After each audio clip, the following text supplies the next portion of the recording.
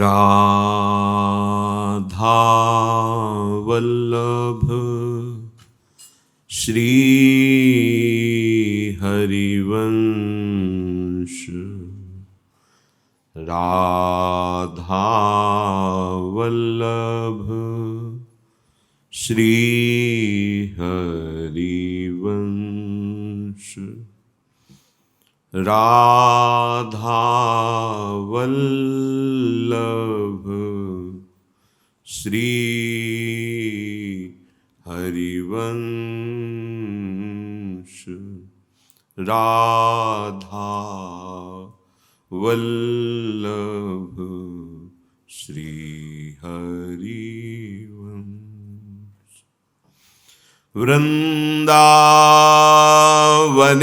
वृंदावनेश्वरी तवैव पदारविन्दम्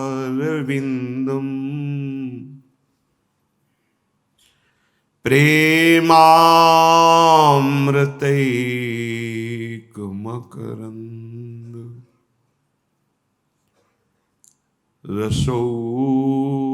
रसौघपूर्णम्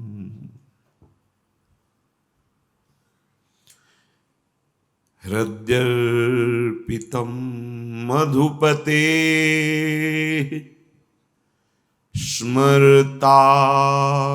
स्मरतापमुग्रम्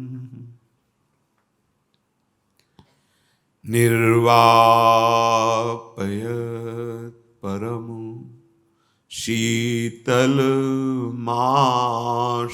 शीतलमाश्रयामि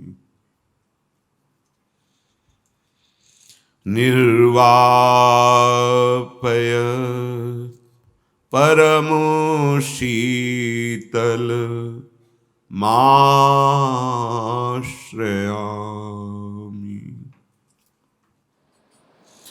राधा राधा राधा राधा राधा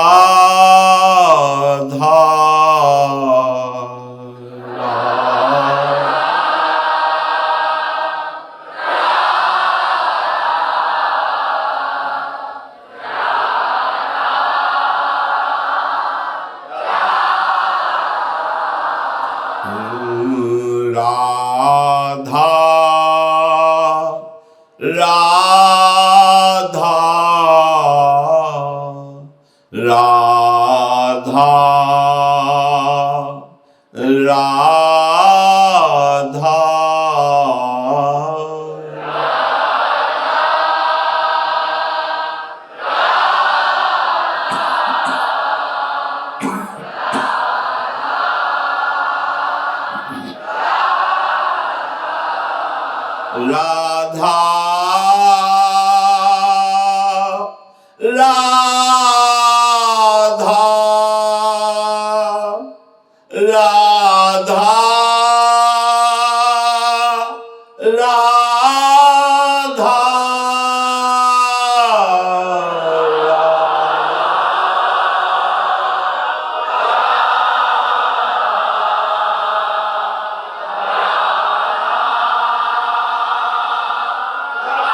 राधा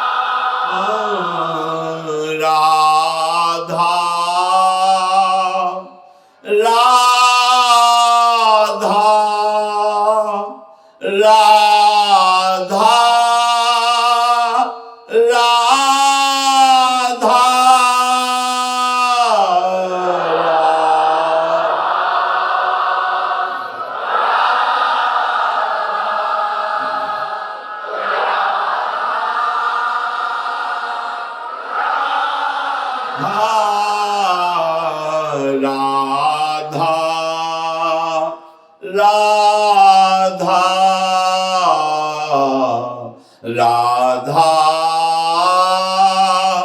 राधा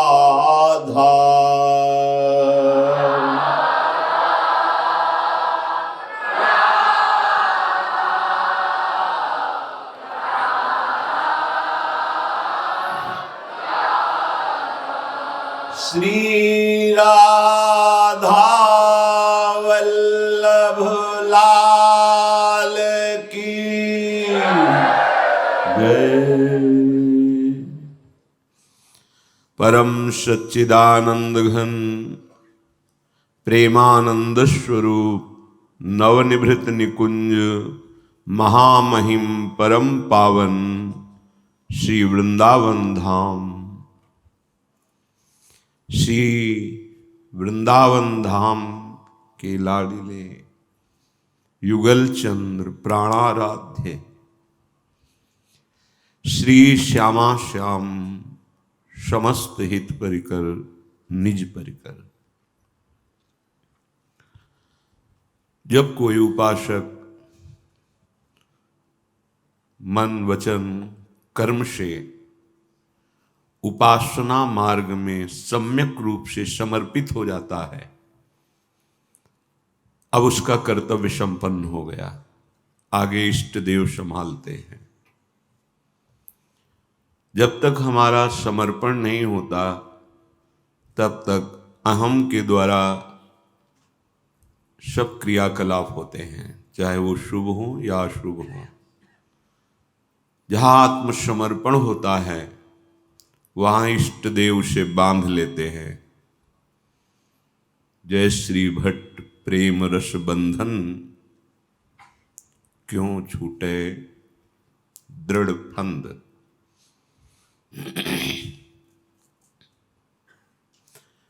ऐसा प्रेम दृढ़ बंधन हृदय में प्रकाशित होता है, वो छोड़ना भी चाहे, विस्मरण भी करना चाहे, नहीं कर सकता, बांध लिया गया। बंधे तो सब है,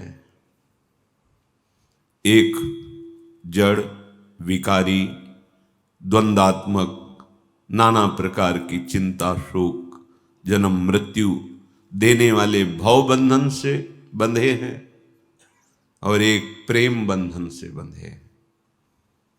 धन्याति धन्य हो भाग्य जिनके हृदय में प्रेम बंधन ने भव बंधन का नाश करके अपना अधिकार जमा लिया।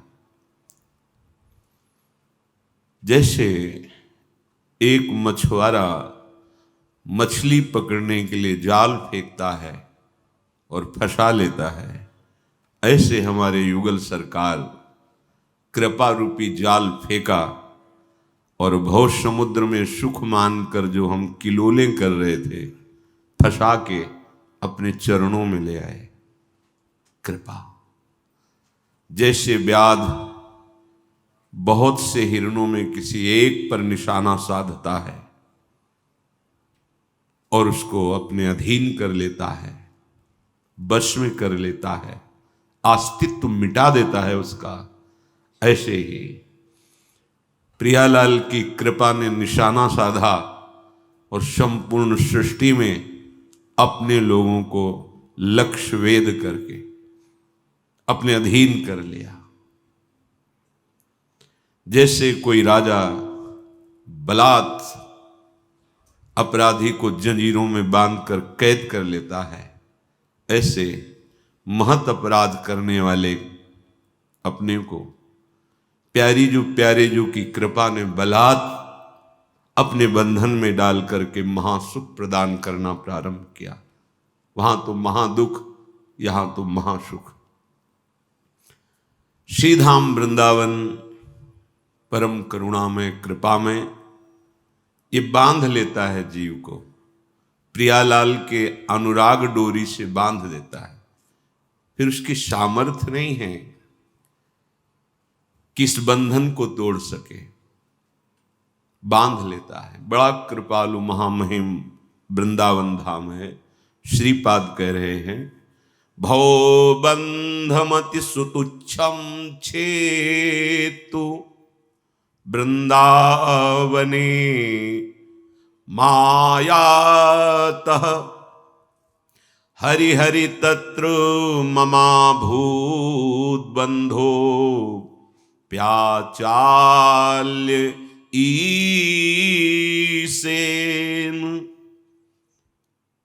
जिसने वृंदावन का बंधन स्वीकार कर लिया, उसके लिए भवबंधन तुच्छ हो जाता है, परवाह ही नहीं रहती। पर धाम का बंधन स्वीकार करना बहुत कठिन है, क्योंकि लोकवत हमारी दृष्टि वही ममता शरीरों में, वही भोगों में सुख बुद्धि, वही पद प्रतिष्ठा, बड़ी दुर्दशा है हृदय की। हम समझते मानव जीवन की यही उपलब्धि है, आए हैं सच्चिदानंद सुख के लिए, मानो महामणि छोड़कर कांच बटोरने में लग गए, कामधेनु का दूध पीने के लिए आए और चावल का धोवन पीने लगे। श्रीधाम वृंदावन का आश्रय वास रसिकों का संग दिलाता है, रसिकों के संग का रंग चढ़ता है तो भवबंधन तुच्छ नजर आता है। भव बंधो मति सुतुच्छम छेतु, बिना प्रयास के भवबंधन काट दिए गए। ऐसी लाडली लाल की कृपा, ऐसा इनका परम महामहिम धाम, ये रस से बांधता है। वृंदावन रस से बांधता है, ऐसा रस हृदय में उदय होता है। आपको विवेक नहीं लगाना पड़ेगा वैराग्य के लिए, सच्ची मानिए, कुछ अच्छा ही नहीं लगेगा, कुछ रुचेगा ही नहीं। पर जब तक दैन्यता नहीं आती तब तक ये रस बंधन, और जब तक ये रस का परिचय नहीं मिलता तब तक दैन्यता नहीं आती। ये अन्योन्य है, एक दूसरे के है। रसिकों के संग से, रसिकों की वाणी से यत् किंचित रस का जहां रसास्वादन हुआ, अहम गलित होने लगता है, और जहां अहम गलित हुआ तो रसास्वादन की वृत्ति बढ़ती है। जैसे रसास्वादन की वृत्ति बढ़ती वैसे ही दैन्यता आती, भवबंधन तुच्छ हो गया, छूट गया भवबंधन। ये भगवत आश्रित के लिए भवबंधन तुच्छ कहा गया। भवबंधो मति सुतुच्छम छेतु, अपने को चिंता नहीं करनी, अपने शरणागत है। नाम धाम रूप लीला यही हमारा जीवन है। जो भवबंधन में बंधे हैं, जिनकी आगे दुर्गति ही होनी है, उनमें ये 24 लक्षण पाए जाते हैं। प्रायः सुमति कुमति सबके हृदय में रहती है। कुसंग से कुमति बढ़ती है और सत्संग से सुमति बढ़ती है। जहां सुमति बढ़ती है वहां सतमार्ग प्रारंभ हो जाता है, और जहां कुमति बढ़ती है वहां असत मार्ग। बहुत ध्यान देने योग्य बात है, जिनकी दुर्गति पक्की है उनमें ये 24 लक्षण पाए जाते हैं। इनकी व्याख्या भी होगी, पहले सुन लीजिए। सबसे पहला काम भोग, ये सबसे बड़ा शत्रु है, और पूरी सृष्टि का एक ही लक्ष्य है, मेहनत करके खूब धन कमाओ और अपनी कामनाओं की पूर्ति करो, सुखी रहो, शांत रहो, प्रसन्न रहो, ऐसी अंदर भावना है। खूब धन मिले, खूब भोग भोगूं, सुखी हो जाएंगे। और भगवान कह रहे हैं त्यागात् शांतिरनंतरम, त्याग भोग त्याग से शांति प्राप्त होती है। हमारा मन गलत है। काम एक, और दूसरा लोभ, धन का लोभ, भोग वस्तुओं का लोभ, भोगों की चाह ऐसी बढ़ जाती, इससे वो उससे वो बढ़ता चला जाता है। तीसरा धन में पूर्ण महत्व बुद्धि। चौथा तृष्णा, जो भोगे हुए भोग हैं उन्हें पुनः भोगने की इच्छा। काम लोभ धनोपार्जन तृष्णा। पांचवा असंतोष। छठा परिग्रह 7वां स्तेय चोरी, 8वां असत्य भाषण, 9वां दूसरों की निंदा करना, 10वां बहुत बोलना, 11वां सदैव पर चर्चा करते रहना, 12वां क्रोध, 13वां हिंसा, 14 निर्दयता, 15 चिंता, 16 शोक, 17 अहंकार अभिमान, 18वां मद, 19 प्रमाद, इंद्रियों की दासता, 20 21 मन की गुलामी, 22 कुसंगति, 23 स्वेच्छाचार, न शास्त्र की अधीनता, न गुरु की अधीनता, न संतों की वाणी की अधीनता, और 24वां भगवान से विमुख होकर भजन ना करना। ये 24 जिनमें होते हैं बड़ी दुर्गति को प्राप्त होंगे, नरकगामी होंगे। जिसकी दुर्गति होनी ये लक्षण उसमें होते हैं।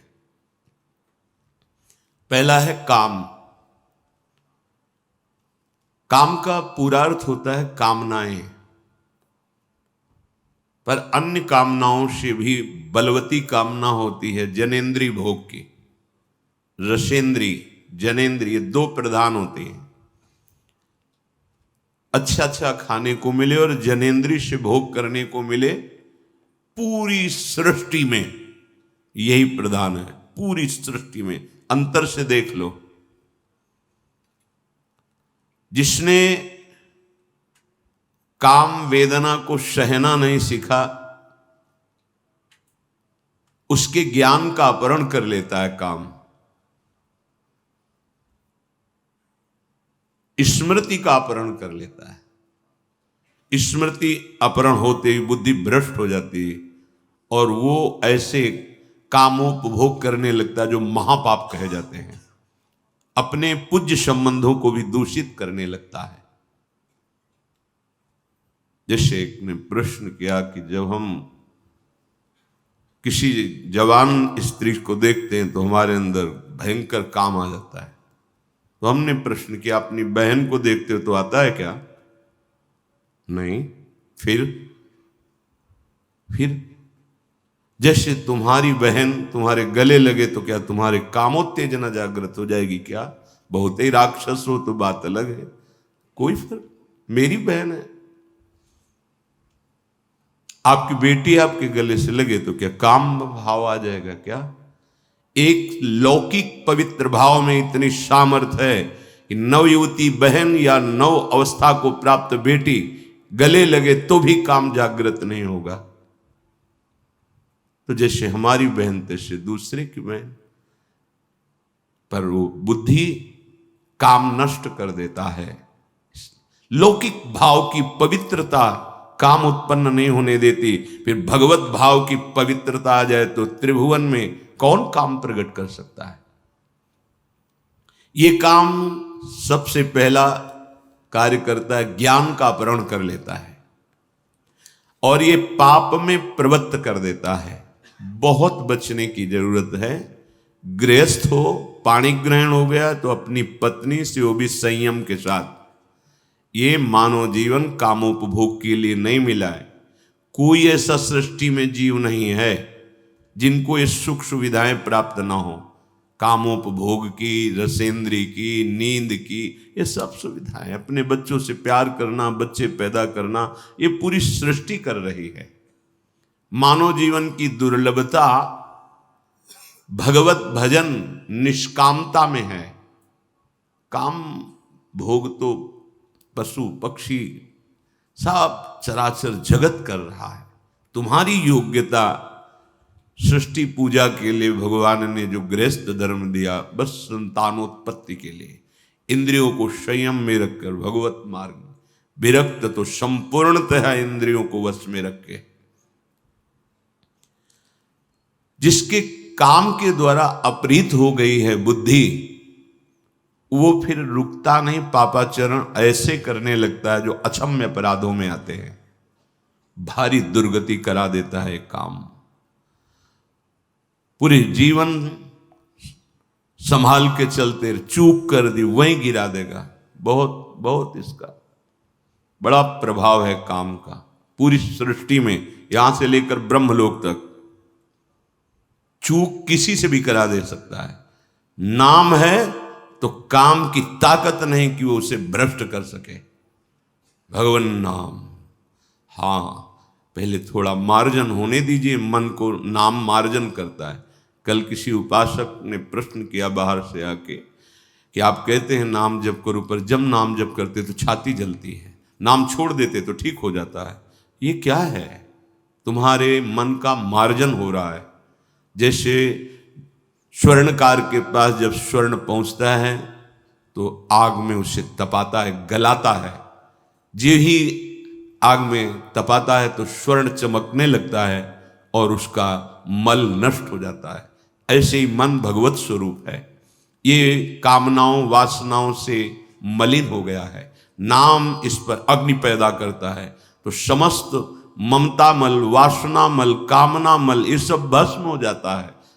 इसीलिए सहत सहत बाढ़े भगति, ये सहो, वो जलन दुखदाई नहीं है, प्रसन्न हो। जो तुम्हें अनेक जन्मों में जन्म ले लेकर के दंड भोगना था शारीरिक, वो मानसिक थोड़े से जलन में नाम भगवान निपटा रहे हैं। डरो मत, इस जलन से मत डरो। अगर डर गए तो वो आग की ज्वाला मिलेगी जिसे तुम सह ही नहीं पाओगे। ये तो थोड़ी सी जलन है, थोड़े समय के लिए, जहां निष्पाप हुए आनंद की धारा प्रकाशित हो जाएगी। काम की पूर्ति हुई तो लोभ का प्रादुर्भाव होता है। जो हमें प्रिय लगता है उसे इकट्ठा करना, जो भोग प्रिय लगता है उसके सानिध्य में रहना, यही हमारे बंधन का स्वरूप है। अगर कामना में बाधा पड़ जाती, भयंकर क्रोध उत्पन्न हो जाता है। यह भी वही कराता है, कुछ भी करना पड़े। क्रोध ऐसा पाप प्रकट कर देता है, पूज्य जनों की हिंसा भी करा देता है। जो शास्त्र में निषेध कही गई वो बातें कर बैठता है। कामा संजायते क्रोधा, क्रोधा स्मृति विभ्रमा, स्मृति भ्रंशाद, बुद्धिनाशो बुद्धिनाशात प्रणश्यति। मूल काम दो बातें प्रकट करता है, एक तो भयंकर क्रोध और दूसरा लोभ। ये तीनों बहुत ही घातक हैं। क्रोध आने पर अपने पूज्य जिनके चरण पखार कर उनको पीटते देखा गया। जिनकी वंदना, जिनकी कृपा से भवबंधन मुक्त हो जाए, उनको नाना प्रकार की प्रताड़ना करते, जहर देना आदि आदि करना। कैसा कैसा स्वरूप इन विकारों का है जो सर्वनाश कर देते हैं। और इन्हीं को प्रिय मानकर गुप्त रख के हृदय में संसार में विचरण करता है और समझता है मानव देह की सफलता इन्हीं भोगों में है। अगर लोभ बढ़ा तो कोई भी पाप उसके लिए, सब पाप कर बैठेगा, कोई भी पाप उसके लिए निंदनीय नहीं रहेगा, वो सब बंदनीय लगता है। कुछ भी करो। कैसे कैसे निर्दयी लोग हैं। कोई माता बहन जा रही है, एक छोटी सी स्वर्ण जंजीर के लिए पकड़ा, खींचा, वो रोड में गिरी, क्या उसको कष्ट होगा? उसको कोई मतलब नहीं। एक चंद पैसे के लिए लोभ बढ़ गया। वयोवृद्ध माता पिता हैं, जल्दी पधारें, मैं इनका संपत्ति का अधिकारी बनूं, स्वामी बनूं, मनमानी आचरण करूं उनके साथ। ऐसी जो नहीं करना चाहिए वो चेष्टाएं। ये लोभ और ये क्रोध काम की उपज है। जिसने काम को संयम में कर लिया उसको निश्चित भगवान मिल जाएंगे। ये काम बहुत ही बैरी है। भगवान श्री कृष्णचंद्र जी ने कहा है, ये ज्ञानियों का नित्य बैरी है काम। इसमें सुख है ही नहीं। जो गृहस्थ हैं, अगर वो अनुभव के लिए संसार में, तो देखो आप, हमने कई बार कहा है, जिस समय आप कामोपभोग चेष्टा में हो उस समय नाम नहीं रुकना चाहिए। फिर आप देखना आपको क्या सुख मिलता है। अगर आपके हृदय में उससे राग नष्ट ना करने की सामर्थ्य है तो हमें बताना, आपको वैराग्य हो जाएगा, राग रहित हो जाओगे। आपको लगेगा कि नहीं सुख है, पर आप उसका चिंतन करते हो, भगवत विमुख हो, अपवित्र हृदय है, तो आपको प्रिय लगने, इतना प्रिय कि उसके बिना जी नहीं सकते। ये काम सर्वनाश करने वाला है। अपने पास बहुत से अस्त्र हैं इस काम को मिटाने के लिए। भव जल निधि को नाव, काम पावक को पानी। गरज रही श्रीमद चतुराशी जी। काम पावक को, कामाग्नि को शांत करने के लिए शीतल जल के समान श्रीमद चतुराशी जी हैं, जिनके एक एक अक्षर में श्याम श्यामा विराजमान। श्याम श्यामा प्रगट, प्रगट अक्षर निकट, प्रगट रस स्रवत अति मधुर बानी। सोजुबानी रसिक नित्य निस्दिन रटत रात दिन। कहत अर सुनत रस रीति जानी। ताहि तज और गाउन कबहू कछु, प्राण रमि रही हरिवंश वाणी। लोभ से बुद्धि मारी जाती है। निर्णय करना बुद्धि बंद कर देती है। वो चोरी कर लेगा, वो हिंसा कर लेगा। कैसी निकृष्ट बुद्धि हो जाती है। छोटी छोटी बातों में सगे भाई, एक भाई दूसरे भाई की हिंसा कर देता है। महत अपराध, महत अपराध। लोभ पास जही गल न बंधाया, सो नर तुम समान रघुराया। जिसने लोभ रूपी फांसी अपने गले में नहीं डाली, वो भगवत स्वरूप हो जाता है। वो साक्षात भगवान का अभेद स्वरूप हो जाता है। धनोपार्जन, धन में महत्व बुद्धि, बस धन बढ़ाते जाएं, कैसे बढ़े। ये वृत्ति राक्षस बना देती है, असुर बना देती है पक्का। धर्म से युक्त होकर के अर्थ, इसीलिए सबसे पहले पुरुषार्थ में धर्म है, फिर अर्थ है, फिर काम है, इधर मोक्ष है। मोक्ष और धर्म के बीच में कामना की पूर्ति जिससे होती, अर्थ और काम दोनों रखे गए। अगर धर्मयुक्त धन नहीं है तो ऐसी कामनाएं बढ़ेंगी कि बंधन को प्राप्त होते चले जाओगे। धर्मयुक्त धन की कमाई है तो शुद्ध कामनाएं, पवित्र कामनाएं होंगी और वो तुम्हें मोक्ष पद की तरफ बढ़ाएंगी। ये चार पुरुषार्थ हैं, धर्म, अर्थ, काम, मोक्ष। जिसके दिमाग में केवल धन प्राप्त, वो असुर बन जाता है, राक्षस बन जाता है, देखा जाता है।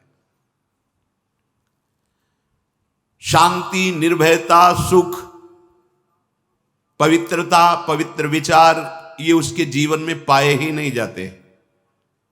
कितना राक्षस बन जाता है। जयदेव जी ने चारों ठगों को पहचान लिया। जो उनके पास असरफियां थी, स्वर्ण मुद्राएं दे दी, उसको लेके चले जाना चाहिए। लेकिन धन पर मातुर बुद्धि रखने वाले इन दुष्टों ने विचार किया कि बहुत प्रवीण है, अभी तो दे दिया, फिर राजा से शिकायत करके मुझे बंधन में डलवाएगा। इसने देख लिया है, इसलिए इसके हाथ पैर काट के कुएं में डाल दो। ऐसा ही कर दिया। कैसे सहनशील महात्मा और कैसी ये दुष्टता धन पर महत्व बुद्धि रखने वाले की। जो धन को सर्वश्रेष्ठ, धनोपार्जन ही जीवन का लक्ष्य, वो असुर प्रवृत्ति को प्राप्त हो जाता है, असुर भाव को प्राप्त हो जाता है। चौथा, तृष्णा। ये बहुत डाइन है, राक्षसीन है। ये कभी तृप्त होने वाली नहीं, ये बढ़ती ही रहती, बढ़ती ही रहती। तृष्णा बढ़ना इसका स्वभाव है। ये भोग ले, ये भोग ले, ये भोग ले, भोगे हुए भोगों को बार बार भोगने की इच्छा, ये राक्षसी वृत्ति कभी शांति नहीं लेने देती। जो लोग कहते हैं मैं नहीं करना चाहता पर जबरदस्ती ऐसा लगता कोई कराता है, ये राक्षसी तृष्णा। तृष्णा प्रपंच मत्सर विसन सर्व दंड निर्बल करे, शुभ अशुभ दुर्ग विध्वंस बल तब जयति जयति जगोच्चरे। हमारे पास नाम है, हमारे पास गुरु चरणों का बल है, उसी विचार के द्वारा इस तृष्णा को नष्ट किया जाता है। बहुत बार भोगा, क्या भोगना, अनंत जन्म बीत गए, नहीं नहीं नहीं। ऐ मन, अब मेरी स्वीकृति के बिना तू एक कदम भी मुझे नहीं चला सकता, चला के दिखा, राधा राधा राधा। ये सब विकार भेड़िए की तरह बच्चों को डरवाते हैं, बड़ों को नहीं। वही बड़ा जाहि गोपाल बड़ो करे। जो प्रभु का हो गया नाम, जब डरने का विषय नहीं। अगर आप स्वीकृति नहीं देंगे, दस्तखत नहीं करेंगे, तो कोई विकार आपको भ्रष्ट नहीं कर सकता। पर आप तन्मय हो जाते हैं और अपने सुख की लालसा कर लेते हैं कि मुझे ये विकार सुख देगा, बस गए, वो आपको भ्रष्ट कर देगा। बाद में रोना धोना, गलती क्षमा याचना, वो सब व्यर्थ हो जाती है। ये तृष्णा सदा नवीन नवीन भोग बनाकर आपको देती है। चिंतन में आएगा ऐसे, हाँ ऐसे, उस शरीर को, उस भोग को, उस वस्तु को, उस पदार्थ को अब ऐसे भोगेंगे, ऐसे खाएंगे, ऐसे। इसी तृष्णा का नाश करना है। जहां ये तृष्णा रहती है, भजन साधन पवित्रता तब दिखावा बन जाता है। ये तृष्णा बहुत डाइन है, बख्शती नहीं किसी को। अगर ये प्रचंड तरंगों के रूप में आ जाए तो समुद्र ना बनने पावे, होश में रहना। ये पहले चिंतन कराती है। वो तुम ऐसे किए थे ना, कितना सुख मिला था, ऐसे करो और भी सुख मिलेगा, ऐसे बनाओ, ऐसे खाओ, ये करो, वो बस उसी चिंतन को तुरंत काट दिया तो काट दिया, नहीं तो बस समुद्रवत पूरा अधिकार कर लेगी हृदय में, फिर आप अंधे हो जाएंगे। कोआ मदांधो मदना तुरुवा, कामना रंग ला रही, अब कुछ नहीं कहोगे कि जैसे कोई भूत आता है आवेश, वैसे पता नहीं क्या होता है, किसी ने कुछ कर दिया क्या, मेरा दिमाग काम नहीं करता, मैं ऐसा कर जाता हूं। कुछ नहीं, आपकी गलती। ऐसे थोड़ी हनुमान जी महाराज कह रहे हैं, का हनुमंत विपत्ति प्रभु सोई, जब तो सुमिरन भजन न हो। यदि नाम चल रहा है, नहीं ताकत है तृष्णा की कि आपको भ्रष्ट कर दे। ये नवीन नवीन सुख उपभोग करने की प्रेरणा और सुख सामग्री दिखाएगी। बस इसी में पागलपन चढ़ जाता है। अब तो वो खाना ही है, अब तो वो देखना ही है, अब तो वो सुनना ही है, अब तो वो भोगना ही है। तुम्हें नहीं प्यारे, तुम्हारे अंदर कोई अभाव नहीं। तुम अपने स्वरूप को भूलकर इस तृष्णा के फंदे में फंसकर अपना नाश करने जा रहे हो। ये समझ में नहीं आता। असंतोष ये सदा अभाव का अनुभव कराता हुआ हृदय जलाता रहता है। कभी असंतोषी सुखी नहीं हो सकता, क्योंकि कामनाओं की बाढ़ है तो असंतोष बढ़ता चला जाता है। और जहां संतोष होता है वहां कामनाएं नष्ट हो जाती हैं। बिन संतोष न काम न साही, वो अछत काम सुख सपने उनाही। संतोष के द्वारा ही कामनाओं का नाश होता है। अगर कामनाओं का नाश ना हो तो सुख का शब्द स्वप्न में भी अनुभव में नहीं आएगा। कामी पुरुष कभी स्वप्न में सुखी नहीं हो सकता। बहुत ही गंदा हृदय हो जाता है, बहुत ही गंदी दृष्टि हो जाती है। कभी कभी यहां भी दर्शन होता है, ऐसे आकर समाज में बैठते हैं, उत्तर चल रहा है, हमारी दृष्टि पड़ रही, बार बार वो जिधर माताएं बहनें बैठी उधर ही देख रहे हैं। तब लगता है दुर्भाग्य है जीव का, कितना नीच स्वभाव है कि भगवत समुदाय में जहां संत समागम हो रहा है, जहां इतने भगवत स्वरूपों में, वहां बैठ कर के भी पापाचरण ही। अरे जहां के उपदेश और संग के रंग से हम इन विषयों पर विजय पाएंगे, वहां भी अपने मन इंद्री को गंदा करने का भाव। तब लगता है मेरे हरि की बहुत बलवती माया है।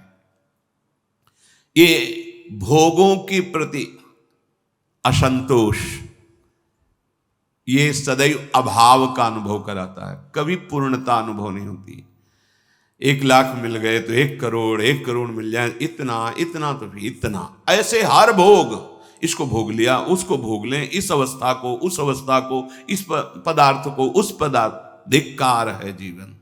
बस इसी में पापाचरण की भारी पोटली तैयार कर लेता है यहां से ले जाने के लिए। असंतोष कभी सुख का अनुभव नहीं करने देता, कभी शांति, कभी विश्राम नहीं। परिग्रह नई नई वस्तुओं का संग्रह करने का स्वभाव, बटोर बटोर कर भोग सामग्री खूब इकट्ठा करूं और खूब भोगूं। परिग्रह ये जिसके हृदय में होता चैन नहीं लेने देता, ये चोरी भी करवाता है, बड़े अपराध करवाने लगता है। ये सब नाश करने वाले हैं जो 24 दोष हैं। परिग्रह, किसी की भी वस्तु चुरा करके अपने प्रयोग, या कैसे भी ढेर सारी सामग्री भोग की इकट्ठा करके और हम उसको भोगेंगे, ऐसा ये वृत्ति सदा नई नई वस्तुएं पदार्थ बटोरने की चिंता में ग्रस्त रखती है। इससे दूसरों का स्वत्व धन पदार्थ अपहरण करना, चोरी, इससे चोरी। 8वां असत्य भाषण, इससे वाणी का तेज नष्ट हो जाता है। बिल्कुल व्यर्थ की वाणी, बकवास नहीं, वाणी बड़ी मधुर और सत्य होने लगती है अगर आप झूठ ना बोल। क्यों झूठ बोलो, क्या जरूरत है, क्यों डरते हो? आप कहां से बात कर रहे हो? हम अमुक जगह से बात कर रहे हैं। आप खड़े पास में ही पास की गली में झूठ बोल रहे हो। क्यों व्यर्थ में झूठ बोला? क्यों हृदय को मलिन किया? हम यही हैं पर आपसे बात नहीं करेंगे, नहीं मिलेंगे आपसे, क्या है? पर वो ऐसे बोलने की हिम्मत हरि भरोसे वाले को होती है। वो तो विषयों के भरोसे हैं। झूठ पे झूठ, झूठे लेना, झूठे देना, झूठे भोजन, झूठ चबेना। आजकल विश्वास बात पर अपनी नहीं है उसको। वो क्या बोल रहा है, अभी क्या बोल रहा है, क्षण में क्या बदल जाए, क्या बोल जाए, ये मनुष्य जीवन की भारी दुर्बलता है। अगर आप नाम चलाना चाहते हैं जिह्वा में, तो झूठ बोलने पर ध्यान दीजिए कि हम झूठ नहीं बोलेंगे। हम सत्यवादी तो नहीं हैं, पर हम झूठ भी नहीं बोलेंगे। सत्यवादी का भाव आने पर अहंकार आ सकता है, मैं सत्यवादी हूं पर मुझे झूठ नहीं बोलना। नहीं असत्य संपातक पुंजा, गोस्वामी तुलसीदास जी। झूठ बोलने के समान पाप नहीं है। क्यों? क्योंकि इसे हम पाप समझते नहीं, वो बढ़ता चला जाता है, वाणी अशुद्ध हो जाती है, निकृष्ट वाणी हो जाती है। अगर असत्य भाषण न बोले तो वाणी में तेज आ जाएगा, जो बोला जाएगा वो वैसे ही हो जाएगा। वाणी बहुत बड़ी सामर्थ्य है। पहले ब्रह्म ऋषियों से बड़े बड़े चक्रवर्ती सम्राट भी डरते थे। क्यों? क्योंकि उनके पास वाणी का वज्र होता था। प्रहार कर दिया तो अमोघ, बचने की ताकत नहीं है। जो मौन रहता है, उचित केवल भगवत वार्ता करता है, वाणी को संयम में रखता है, उसकी त्रिकाल सत्य वाणी हो जाएगी। देर थोड़ी लगती है। गौतम जी ने कहा कि तू पत्थर की तरह पड़ी रही, तुझे पता नहीं चला कि तेरा पति कौन है? वेश बदलने मात्र से तू राजी हो गई।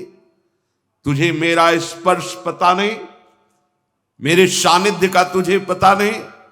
जा पाषाण हो जाए, 1 सेकंड में अहिल्या जी पाषाण हो। नारद जी ने नल को बना, जा वृक्ष योनि को प्राप्त हो, तत्काल शरीर गिरा। और जाकर पर कृपा है कि नंदालय में कृपा है कि भगवान श्री राम के पावन चरणों का स्पर्श, यह है कि मुनिन का क्रोध हो मुक्ति दातार। वाणी में सामर्थ्य, असमर्थ हो रहे हो, झूठ क्यों बोलते हो? बस आप विचार, क्यों झूठ बोलते हो? क्या मिल जाता है तुम्हारे सोचते हो कि झूठ बोलकर हम बात बना लेंगे, ठीक है यहां बना लो। वो अपराध आपका आगे बिगाड़ देगा, जाके ऐसी जगह जहां तुम्हारे बनाने की सामर्थ्य नहीं रह जाएगी। सत्य बोलो, मृदु बोलो, हितकर बोलो। ऐसा किया जी, गलती हो गई, आप दंड दें या क्षमा करें, ऐसा हो गया, आपका सुधार हो जाएगा, आप पवित्र। बहुत चालबाजी, चतुरता, कपट करके झूठ से हम बात सजा लेते हैं, लेकिन उसका अपराध आगे जाके ऐसा उजाड़ेगा कि आप सजाने लायक नहीं रह जाएंगे। चाहे जितनी कसम खाएं, आपकी बात ही नहीं मानी जाएगी, दंड आपको मिलेगा। बहुत सावधानी की। जिसके अंदर असत्य भाषण है वो नाम जप नहीं कर सकता। अश्लील वचन बोलने वाला और झूठ बोलने वाला निरंतर नाम जपक नहीं हो सकता। नाम उसकी जिह्वा पे चलेगा ही नहीं, क्योंकि पापवंत कर सहज स्वभाव, भजन मोर ते भाव न का। अगर आपका भजन बढ़े और भजन बचे और भजन पचे तो झूठ बोलना छोड़ो। किस बात के लिए झूठ बोलते हो? क्यों बोलते हो? कहते व्यापार में जरूरी है बोलना। कैसा व्यापार? अरे हम इतने की वस्तु लाए, इतने को बेचते हैं, तुम्हें लेना हो लो, नहीं तो ठीक है। हरि भरण पोषण करने वाले हैं, वो आएंगे तुम्हारे ग्राहक बनकर, क्योंकि तुम सत्य पे चल रहे हो तो सत्य तुम्हारा व्यापार बढ़ाएगा। अभी तुम असत्य से चल रहे हो तो तुम्हें लगता है कि हमने 500 रुपया मुनाफा कर लिया, पीछे आएगा 5 लाख का हिसाब। ऐसे रोग बढ़ेंगे, ऐसी समस्याएं आएंगी बेमतलब, ऐसे कि 5 लाख चले जाए। जोड़ते रहो, झूठ बोल बोलकर पाप इकट्ठा करते रहो और दुख भोगते रहो। लास्ट समझो इस माया बंधन का। तो असत्य झूठ बोलना, उपासक तो सावधान ही रहे। क्यों झूठ बोलते हो? क्या कमा लोगे? क्या कमाने आए हो? नाम तो, झूठ बोलने वाली वाणी में नाम नहीं चलता। तुम झूठ बोलना देखना, तुम्हारा नाम चल रहा है क्या निरंतर? और अगर नाम चलने लगा तो डर लगेगा झूठ बोलने में, पाप करने में भयभीत हो जाओगे, कहीं ये नाम छूट गया तो। अब वो आगे बढ़ जाएगा। 9, पर निंदा, दूसरे की निंदा। एक स्वभाव बनता जा रहा है लोगों का, समझ ही नहीं पा रहे कि हमसे पाप हो रहा है। जहां बैठे तो किसी की भी निंदा करना शुरू कर देते, चाहे वो साधु हो चाहे वो वैष्णव हो। तुम्हारी पार्थिव दृष्टि है, तुम साधु को कैसे पहचान सकते हो? चश्मा अगर काला लगा हुआ है तो तुम्हें सामने काली माही नजर आएगी। त्रिगुण माया का चश्मा लगाए हो तो तुम्हें त्रिगुणात्मिका माया ही दिखाई देगी, तुम्हें उसकी स्थिति नहीं, क्योंकि स्थिति प्रज्ञ को स्थिति प्रज्ञ ही जान सकता है। त्रिगुणातीत अवस्था को त्रिगुणातीत अवस्था का पहुंचा हुआ ही जान सकता है। तुम बाहरी दृश्य देखते हो और उसी को तुम निंदा करके गान करने लगते हो तो तुम्हारे सारे सुकृत नष्ट हो जाते हैं। पर निंदा के केते आवत नहीं कछु हाथ, मूर्ख पर्वत पाप को ले चल अपने साथ। वो मूर्ख दूसरे की निंदा करके उसके सारे पाप अपनी खोपड़ी पे ले लेता है, बोझा बना नरक को जाता है। और भक्तन निंदा अति बुरी भूल करे जिनको, किए सुकृत बहुत जन्म के छिन में डारे खोए। बहुत जन्मों के पुण्यों का एक क्षण में नाश हो जाता है भक्त निंदा करने वाले को। वाणी संभाल करके किसी की निंदा न निकलने पावे। जहां किसी की प्रशंसा हो रही होती, कोई वर्णन करने लगे तो हमारे अंदर की मलिनता, हाँ ऐसा तो है पर वो ऐसा ऐसा लेकिन ऐसा, निंदा शुरू कर देते हैं। वो बहुत घातक है, बहुत हानिकारक है। जिसकी निंदा कर रहे हो उसके जितने पाप हैं वो तुम्हारे ऊपर आ रहे हैं, तुम्हारे सुकृत नष्ट हो रहे हैं। इसीलिए तो संत जनों ने कहा, स्वस्थ होकर दीर्घ काल तक हमारी निंदा करो, भगवान तुम्हारा मंगल करें। ये साधो निंदक मित्र हमारा, क्यों? जो हमें शारीरिक दंड भोगना था वो निंदा करके ले लिया। कई बार आपको सुनाया है कि निंदा बहुत घातक। एक बार भगवान वशिष्ठ जी अयोध्या के जो चक्रवर्ती सम्राट होते गए, उनके कुल गुरु बहुत समय से, तो एक राजा पूर्व प्रारब्ध के अनुसार उनके शरीर में गलित कुष्ठ हुआ। चक्रवर्ती सम्राट बलयुक्त सब थे पर पूरे शरीर में कुष्ठ ऐसा। अब वो पूरा ढक करके जाते सभा में बैठ, तो कहा गुरुदेव वशिष्ठ जी से कोई उपाय नहीं है, औषधि काम नहीं करती, आप सर्वज्ञ हैं, कोई उपाय है जिससे ये शरीर स्वस्थ हो जाए? हाँ एक उपाय है, पूरा नगर तुम्हारी निंदा करने लगे तो तुम्हारा शरीर स्वस्थ हो जाए। भगवान क्या करूं जिससे निंदा? बोले ऐसा करो, जो तुम्हारे बड़े भ्राता युद्ध में मारे गए, वीरगति को प्राप्त हुए, उनकी जो पत्नी है, तो तुम रात्रि के 8 से 10 बजे तक उनके महल में नित्य जाओ और उन्हें भगवान का पावन चरित्र सुनाओ और बस चले आओ। अब वो वहां जाते, 2 घंटे भगवान की चर्चा सुनाते, फिर प्रणाम करके आ जाते।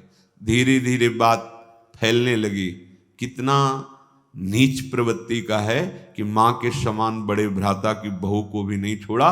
रोज रात्रि में राजा 8 से 10 बजे तक जा, पूरा नगर निंदा। अब धीरे धीरे हाथ शरीर सबका वो कुष्ठ गायब होता चला गया। अब तो इतनी निंदा उनकी कि जहां से वो निकलते वहां, अरे राजा बनने लायक है, ऐसे ऐसे। वशिष्ठ जी का प्रभु अब सहन नहीं होता, बोले सब निकल गया है, बस शांत रहो, चेहरे का रह गया, 2-4 दिन 10 दिन और सह लो, और शाह तो बस चेहरे का भी खत्म, नाक पे केवल रह गया। तो उनका भगवान अभी नाक पे, बोले ये नहीं जाएगा। बोले क्यों? क्योंकि हम हैं अयोध्या में, हम भी हैं, हम तुम्हारी निंदा करेंगे नहीं, इतना सहना पड़ेगा। समझ लो, तुम जिसकी निंदा करते हो उसके पाप अपने ऊपर ले रहे हो, काहे को। तो ये जो जिनकी दुर्गति होनी है, जो अपने जीवन का नाश करने वाले लोग हैं, ये 24 दोष होते हैं। नवा है निंदा दूसरों की, ये बहुत ही घृणित प्रवृत्ति होती है। ये पराये पापों को अपने ऊपर लेते हैं। जिनकी निंदा करते हैं उनके सारे पाप अपने ऊपर ले लेते हैं, इसलिए बचो पर निंदा से। 10वां, व्यर्थ में बहुत बोलने का स्वभाव होना। कुछ ऐसे होते हैं स्वभाव के, अगर शुरू हो गए तो हाथ जोड़ के भी कहो कि शांत रहो तो बंद नहीं होंगे, पूरी गैस निकल जाए। और बेमतलब की बात है, ऐसे है, बेमतलब की बात है, मतलब कोई उनका अस्तित्व तो नहीं है। पीछे बीती बातें, व्यर्थ की कल्पनात्मक बातें, आगे की कल्पनात्मक बातें, जिनका कोई अस्तित्व तो नहीं। बचो ऐसे लोगों के संग से। आप अपनी वाणी को तो संभालें ही, ऐसे कुसंग का भी त्याग करें। बहुत बोलने से शक्ति क्षीण होती है, वाणी अपवित्र होती है, समय नष्ट होता है, बुद्धि भ्रष्ट होती है। बोले चले जा। वाणी एक अमूल है, जो कोई बोले जान, ये तराजू तौल के तब मुख बाहर आन। ताते मौन रहनो उचित है, जब बोले तो भगवत चर्चा या उसकी समस्या का समाधान, सत्य को जानने, नहीं तो बस राधा राधा राधा। कम बोलो, जरूरत क्या है, उचित उत्तर दे दो, नहीं तो नहीं। हमने देखा है महापुरुषों को। प्रणाम, राधे श्याम, श्री हरिवंश, देखा भी नहीं, उत्तर भी नहीं, मन से कर दिया। उधर देखा भी नहीं, बात कर रहे हैं,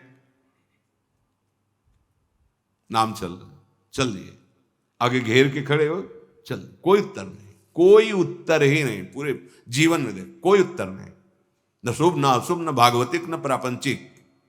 ताते मौन गहनो उचित। यदि इतनी धैर्य वृत्ति नहीं है तो फिर उचित विचार करके जो आवश्यक बोल दो, अन्यथा नहीं बोलने की जरूरत है। आप भगवत प्राप्ति के मार्ग में हैं, आपको एक एक श्वास, एक एक सेकंड संभाल कर सत्य सच्चिदानंद प्रभु के चिंतन में लगाना है।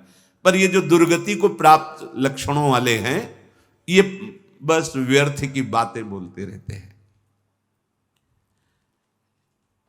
बहुत बोलने से तुम्हारी शक्ति क्षीण होती है। तभी जो बहुत बातें बनाने वाला होता है, वाणी का प्रभाव नहीं पड़ता। नहीं, एक बार जो हृदय से अनुभव करके बोलो, पूरे विश्व में छा जाएगा। और भला तो आपकी वाणी जाके उसको प्रपंच से निकाल लेगी।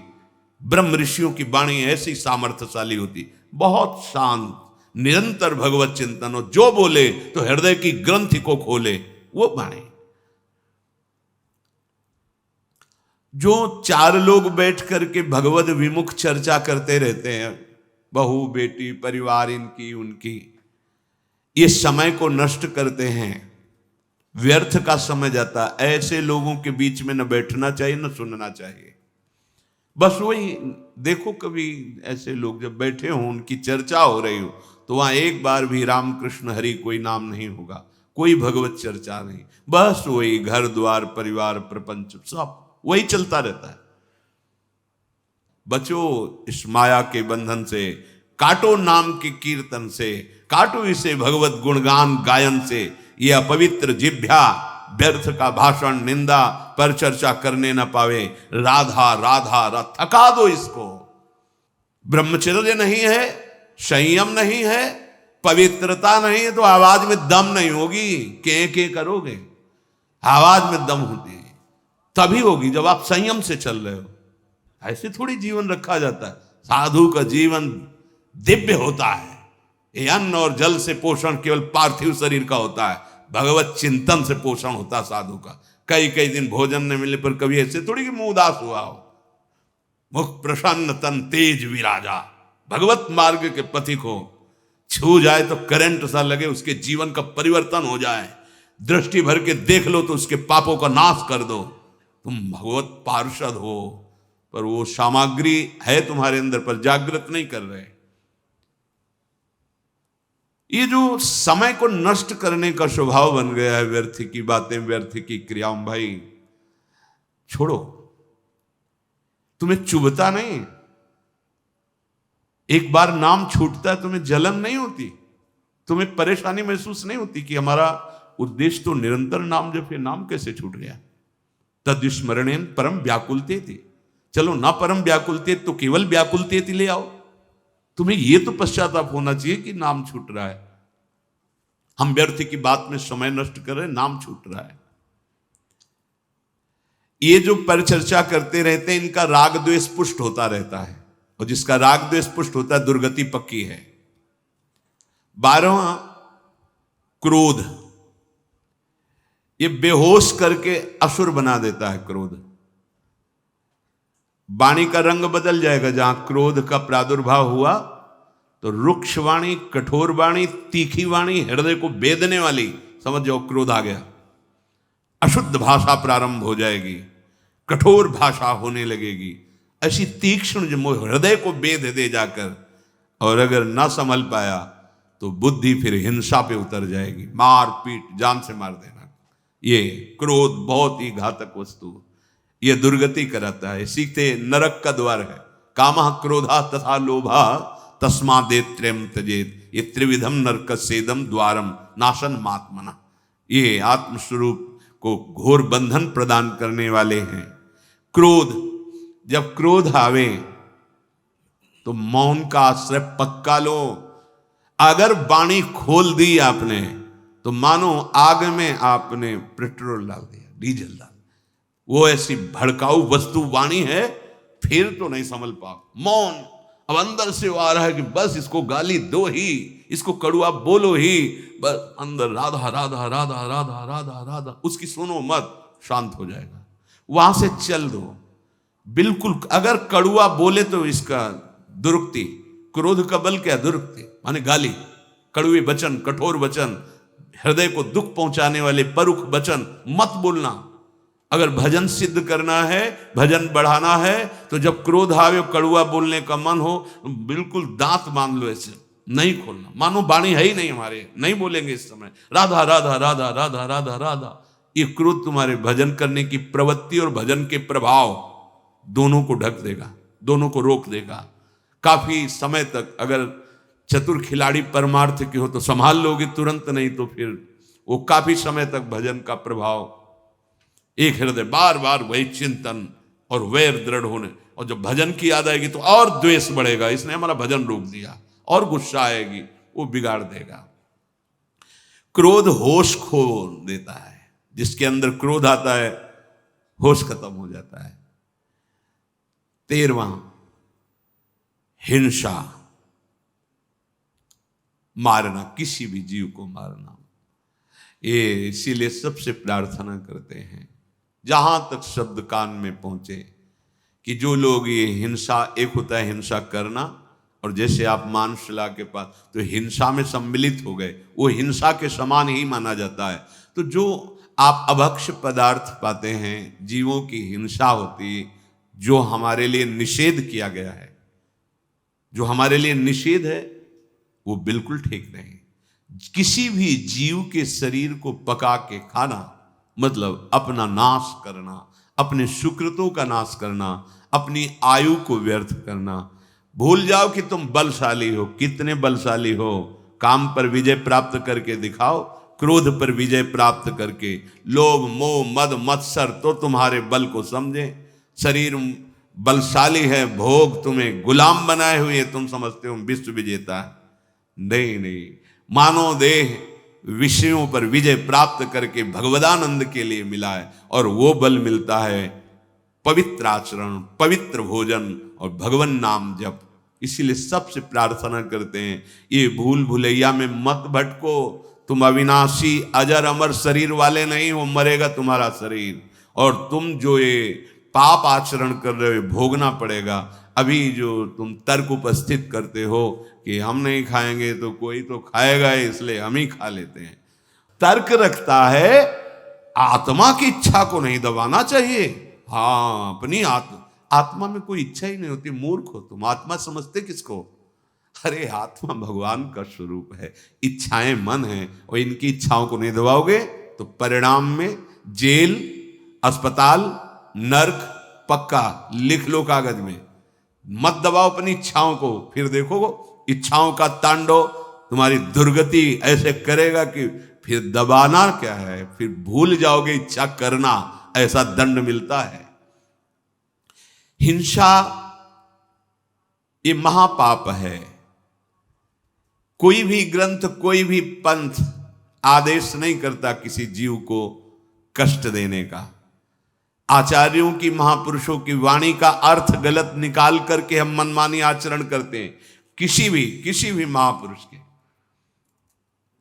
एक बार काशी से वृंदावन जब आ रहे थे तो जहां मैं बैठा ला तो वहां कुछ अन्य धर्मावलंबी बैठे थे, बड़े ही सभ्य, लाल कपड़े हमारे, जटाएं यहां तक, नई अवस्था, सब खड़े हुए और वो ऐसे बांधे हुए ऐसे थे। तो अनुमान लगाया कि अन्य धर्मावलंबी हैं। तो अब उसी में हमें बैठना था, पूरा बोगी उनसे भरी थे। उनमें था एक अपनी हिंदी भाषा बोलने वाला, तो वो लोग अपनी भाषा बोलते, तो उसने प्रश्न किया कि आप से कुछ बात करना चाहते हैं, जो ये बोलेंगे वो हम आपको बताएंगे, जो आप बोलोगे इनकी भाषा में हम बताएंगे। बोले, पूछ रहे हैं कि आप फकीर हो? तुम कहा वैराग्य मार्ग के पथिक हैं। हाँ। आपको ग्रंथों का ज्ञान है? वह जितना गुरु ने सिखाया है उतना ज्ञान है। तो हमने कहा आपको अपने ग्रंथों का ज्ञान है? कहा। तो हम कहा क्या आपका ग्रंथ आदेश करता है किसी भी जीव को दुख देना? कहा नहीं, उनके वचन थे। कहा हमारे ग्रंथों में तो सबसे बड़ा धर्म माना गया है किसी भी जीव को दुख ना देना, हिंसा ना करना। तो क्या आपका धर्म ऐसा आदेश करता है कि किसी की हिंसा करे, किसी को दुख दे? नहीं, ऐसा नहीं करता। वो बोले, उनकी जो वाणी का सूत्र था वो बोले, और वो हमें उसकी टीका करके हिंदी करके बताया कि ऐसा नहीं है। तो हमने तो कभी पढ़ा नहीं, पर उनके मुख इतना सभ्य वर्ताव, उन फकीरों का इतना सुंदर वर्ताव कि हृदय झुक गया। बहुत सुंदर देखने को मिला। साधुता किसे कहते हैं? जो आचार्य वाणियों पर चलता है, वास्तविक अर्थ समझता है, तो कोई भी महापुरुष किसी भी जीव को दुख देने का आदेश नहीं करते हैं। हाँ, जो उसका अर्थ ना समझ के अपनी मनमानी उसका अर्थ करे, वो बात अलग होती है। तो हिंसा ये महापाप है। कोई भी धर्म नहीं सिखाता कि तुम हिंसा करो। फिर 14 जो नंबर उसमें कह रहे, जो पशुओं का, अन्य जीवों का निर्दयता पूर्वक मार करके आहार करना, ये निर्दयता, ये बहुत ही हानिकारक है, बहुत हानिकारक है। बिल्कुल समझ जाओ। अभी आपको छूट मिली है, खेती आपके नाम है, जो चाहो बोलो, फसल जब काटोगे तब समझ में आएगा। अभी बीज पड़ा है, आग लगा दो, फसल होने ही नहीं पाएगी। आग लगा दो। ज्ञानाग्नि या प्रेमाग्नि, दो ही ऐसी हैं जो तुम्हारी कर्म रूपी शुभ अशुभ फसल को भस्म कर सकती है। किसी दूसरे में ताकत नहीं। या तो शुद्ध बोध और या महामहिम उज्जवल शुद्ध प्रेम भगवत चरणारविंद, ये दो ही बातें तुम्हारे कर्म रूपी फसल को नष्ट कर सकती। नहीं, भोगना पड़ेगा निश्चित। 15वां, चिंता, ये सदैव हृदय को जलाती रहती है। भय, ऐसे बेमतलब का, कहीं ऐसा ना हो जाए, कहीं ऐसा ना हो, ऐसा हो जाता, अगर कहीं ऐसा हो। हमने देखा है कितनी चिंता, कितनी चिंता। भगवत चरणारविंद का जो आश्रय नहीं लिए, चिंता ही चिंता। कैसे आप देखो ना, अपने हृदयों में देखो, चिंता ही चिंता। और अगर निश्चिंतता आती है तो हरि चरणों का आश्रय, लाडली जी के चरणों का आश्रय। ये चिंता रूपी अग्नि सबको खोखला कर देती, जला देती है। बहुत बहुत चिंता। क्यों आ रही चिंता? क्योंकि भगवान से विमुख जो करना चाहिए वो किया नहीं, और जो नहीं करना चाहिए वो किया, इसीलिए चिंता आपको जला रही।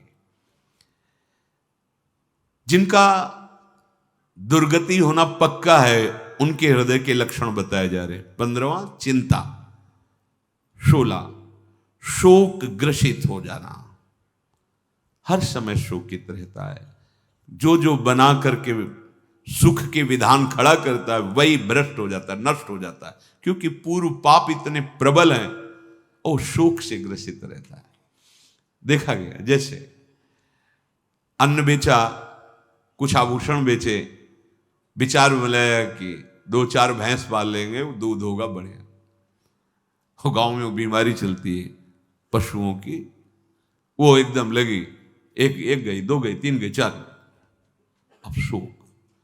अन्न भी बेच दिया था जो अधिक था, आभूषण भी बेच दिए थे, सोचा था 4 का दूध निकले, खूब पैसा आने लगे, बड़े बैठा है।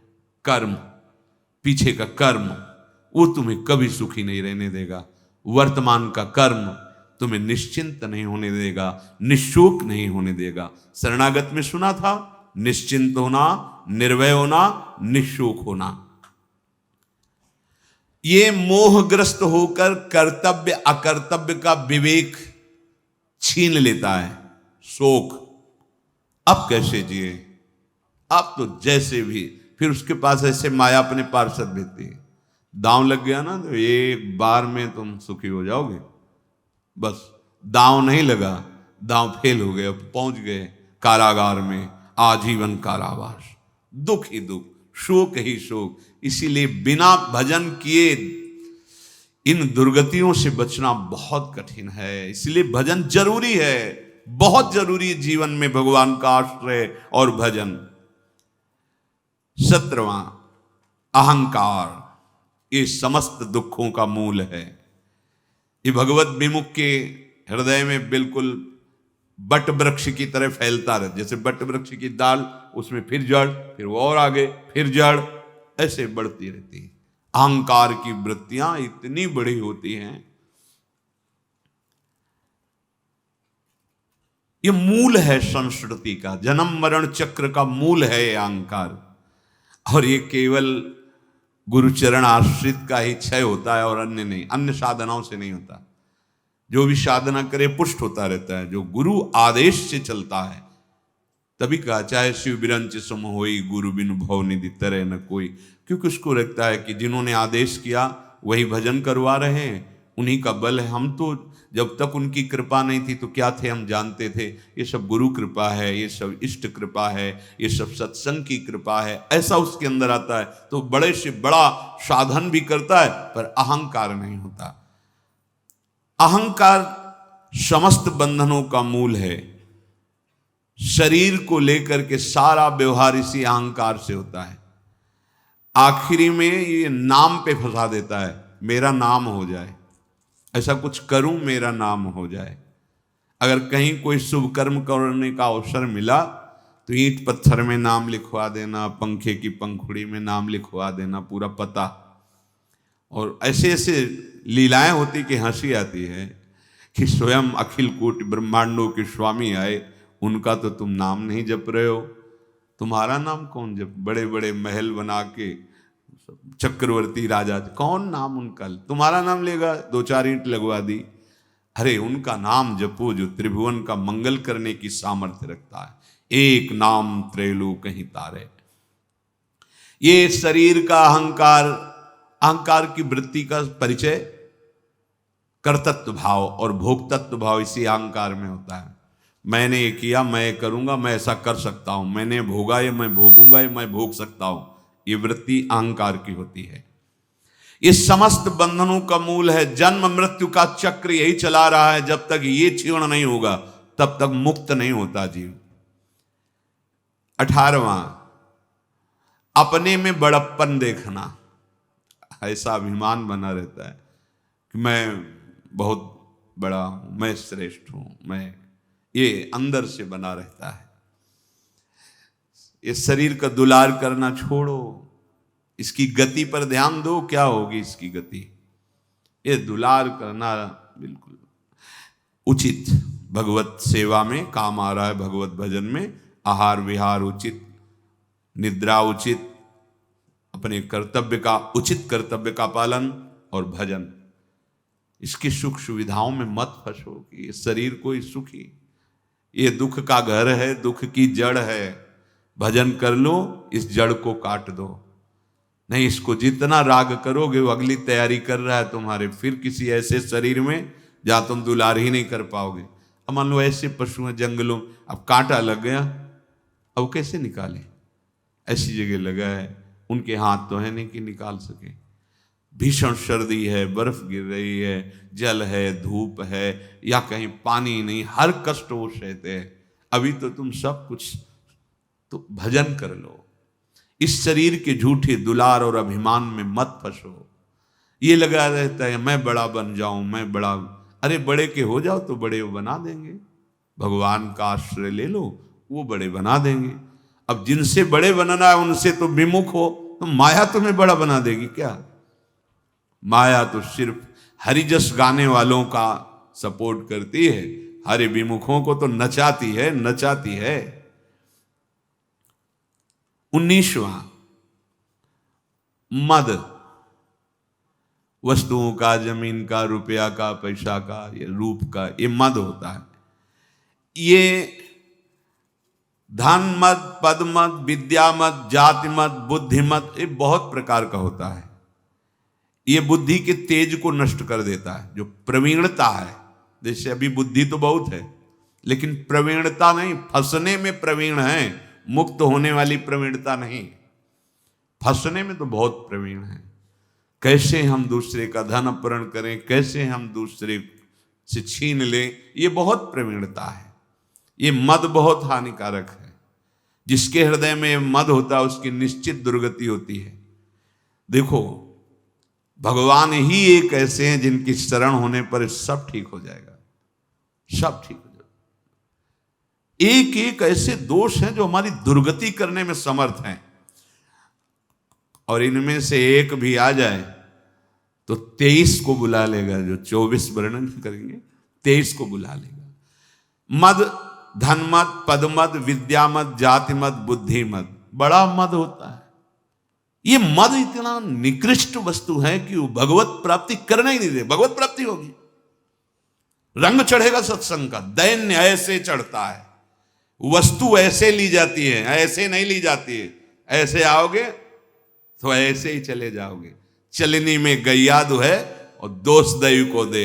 भगवान के हेतु की कृपा होती तब संत समागम होता है। संत समागम में आए हो तो ऐसे आओ, ऐसे, और भर के ले जाओ, तृप्त हो जाओगे, निहाल हो जाओगे। ऐसे आओगे ना तो माला भी मिलेगी, चुनरी भी मिलेगी, लेकिन वो नहीं मिलेगा जो मिलना चाहिए। लौकिक पदों का अभिमान, अरे परम पद का जो अधिकारी है, जहां ब्रह्मा भी नमस्कार करते हैं, वो ऐसे कर रहा है, ऐसे कर। क्यों अपना अपराध करने आए हो? यहां क्यों आए हो? कोई जरूरत नहीं है। ये संत समागम है, तुम्हारी जरूरत ही नहीं है। यहां आए हो कि तुम्हें जरूरत है संत समागम की, तो ऐसे करो, दैन्य रहो। जहां खाली होता है वहीं रस जाता है, और जहां ऊंचाई होती वहां टिकता ही नहीं, ढलक जाता है। यहां यही दरबार दीन को आदर, रीत सदा चली आई। बहुत सावधानी की जरूरत। अहेतु की कृपा हरि की होती तब सत्संग मिलता। ना तुम्हारा पद रहेगा ना तुम रहोगे। सुधार कर लो तो कर लो। अगर अभिमान और मद में भर करके कुछ ऐसा, तो फिर वो सुनहु राम कर सहज स्वभाव, जन अभिमान न राखें काऊ। वो अभिमान नहीं रहने दे। ये मद कोई ना करे।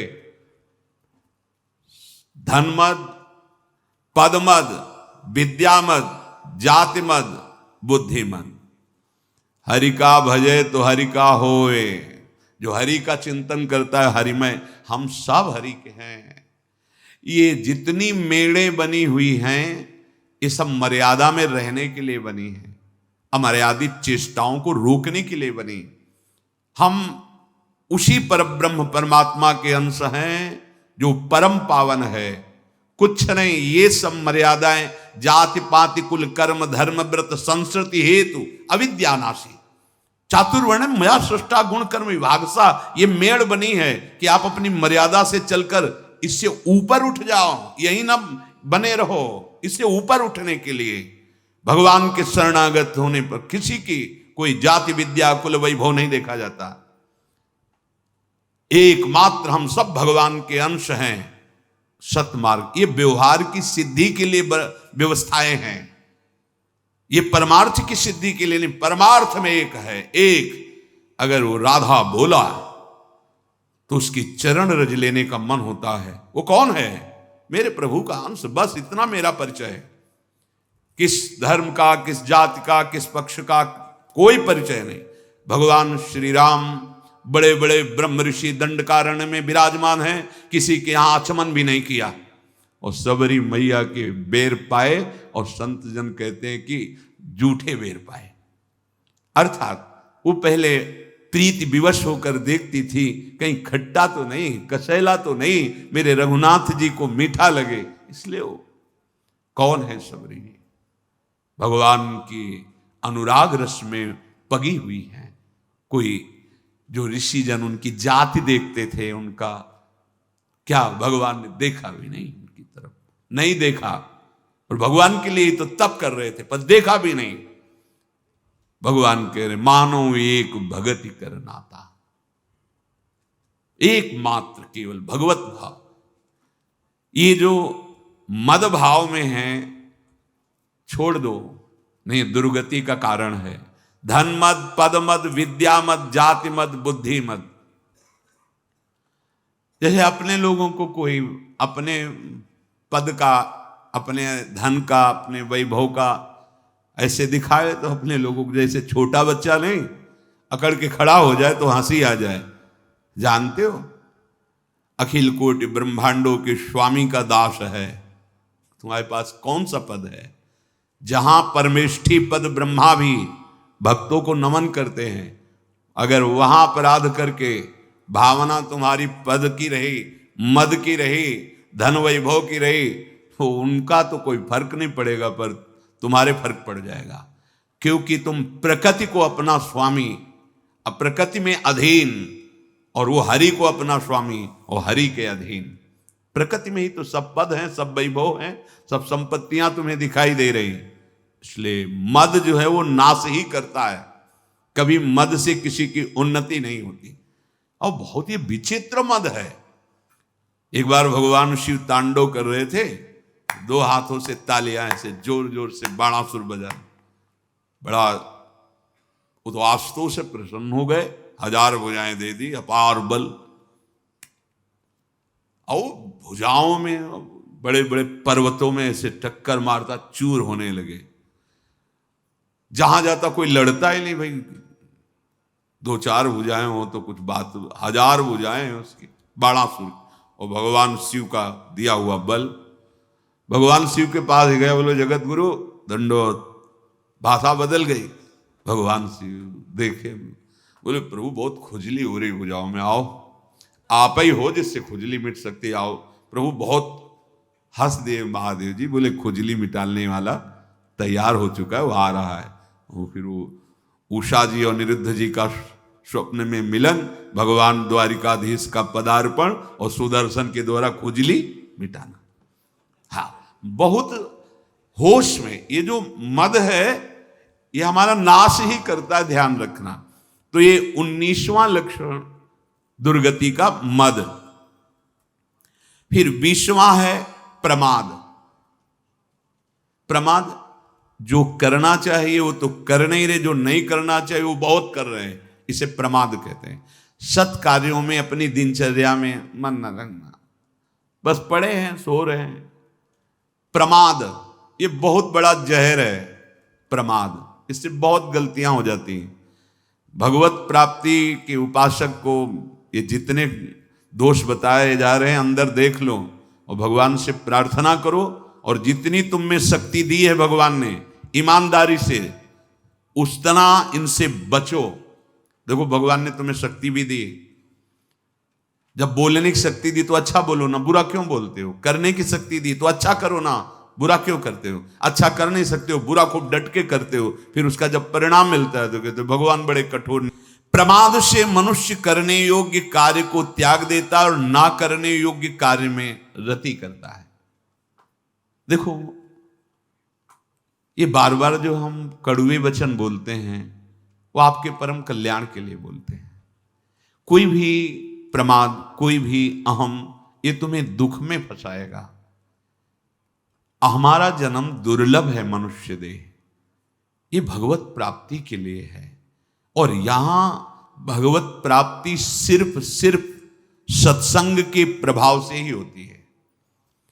अगर किसको सत्संग मिला तो दैन्य होकर पान करो, ये सब झूठे हैं।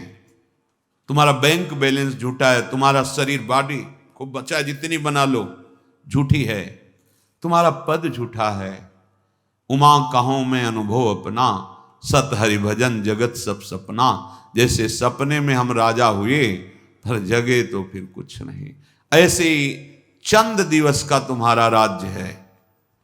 कितने साल? 80, 90, इतना जीवन होगा। 100 ऐसे जाते हैं। 100 ब्रह्मलोक का 1 वर्ष, यहां का 1 वर्ष ब्रह्मलोक में कितना?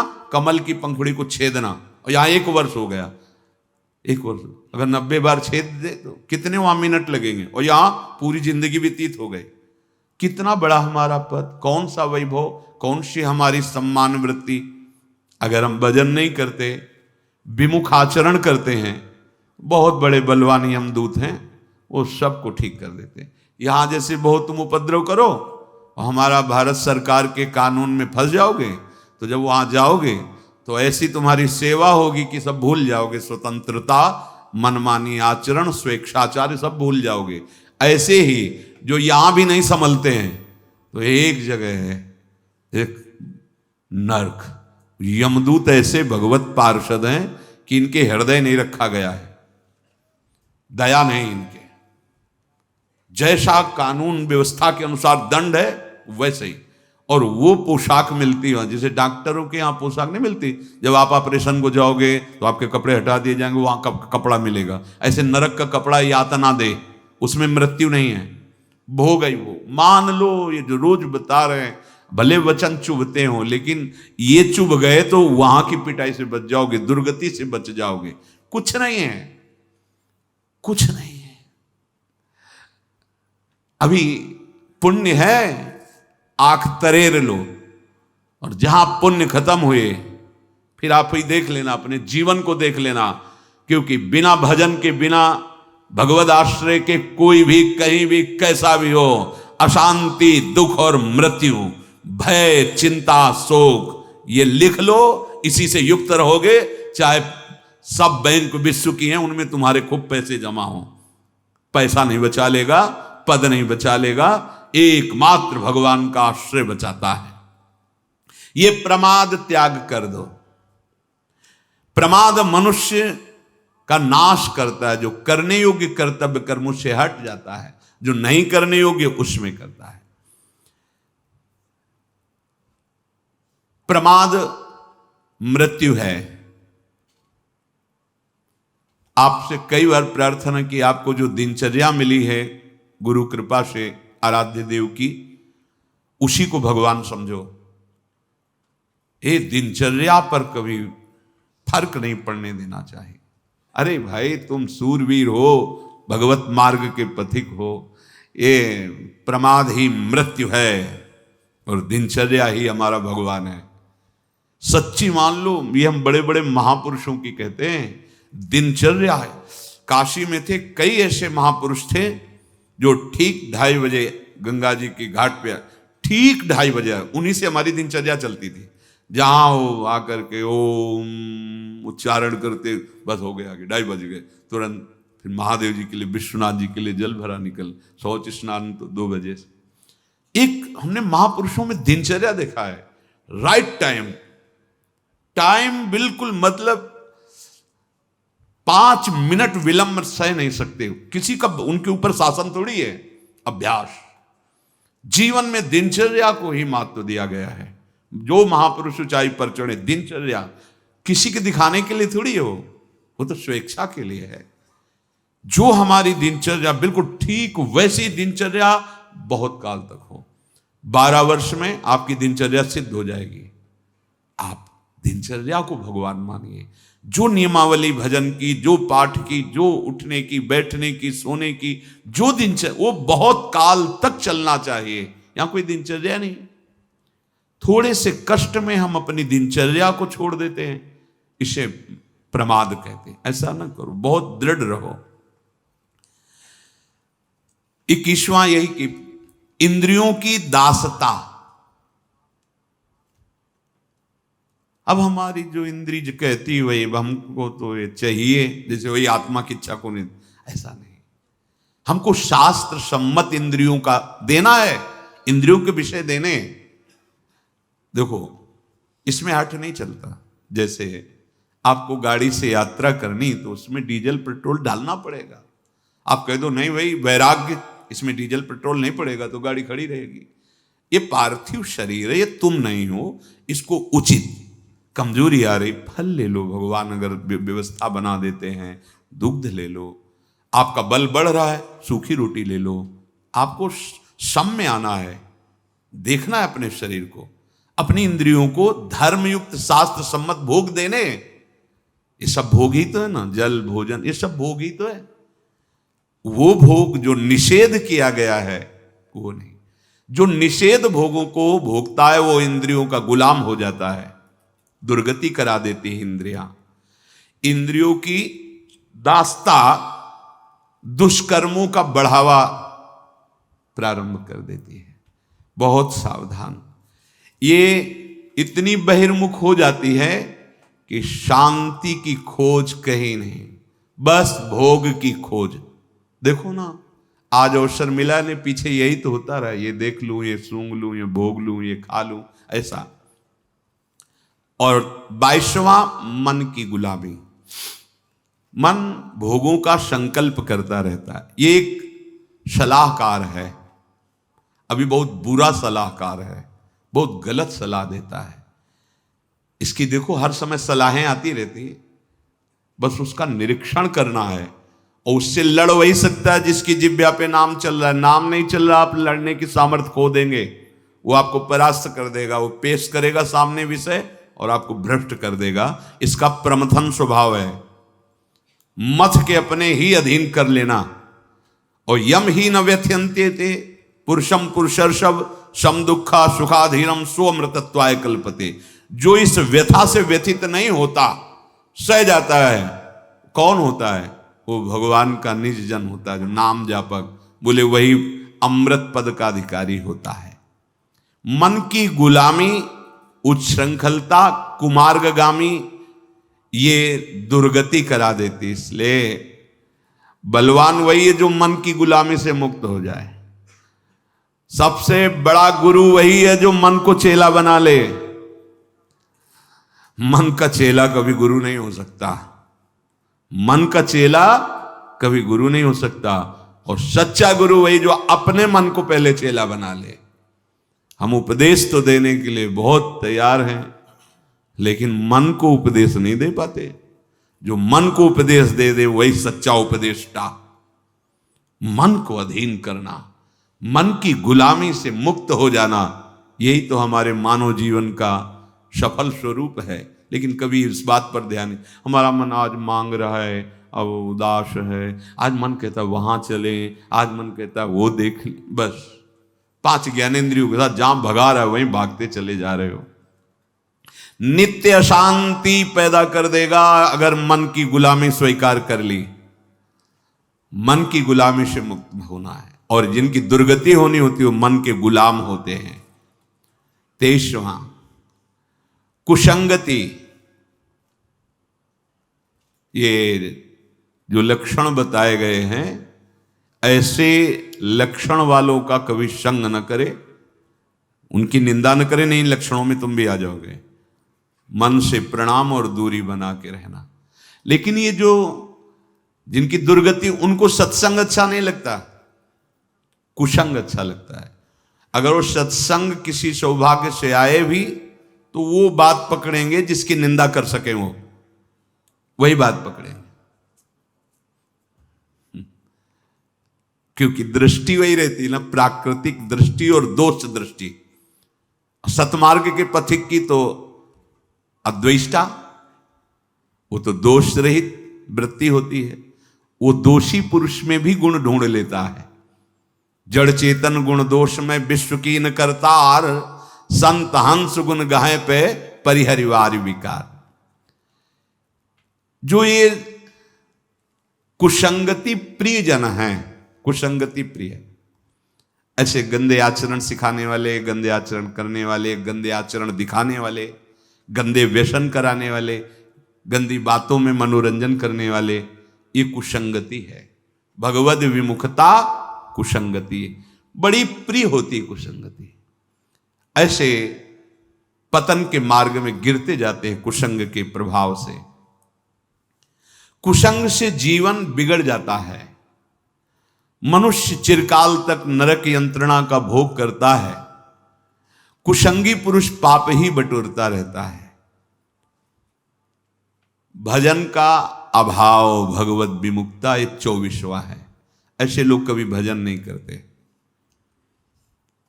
अगर कोई भजन घर का सदस्य करने लगे तो भजन करने नहीं देते।